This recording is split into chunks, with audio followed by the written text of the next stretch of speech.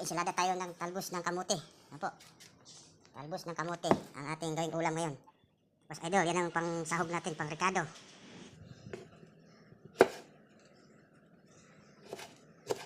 Sa ating ensaladang gulay na talbos ng kamote, bagi. Sarap po ito. Ito ay natural, walang masyadong kimikal.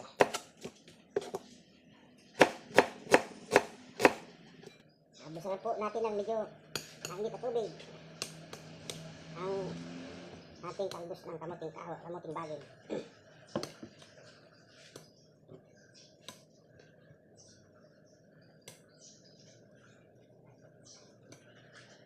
Tanggalin na natin ang kanyang tubig para ayos na. Tanggalin natin ang ating mga ingredient.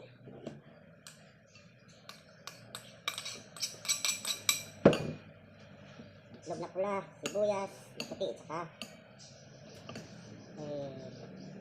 itlog na pula.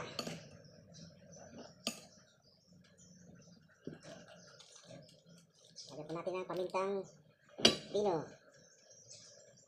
So,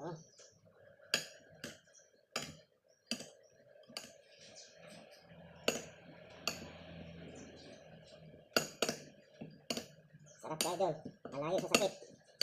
Ganito ang ating ulam. Ayan.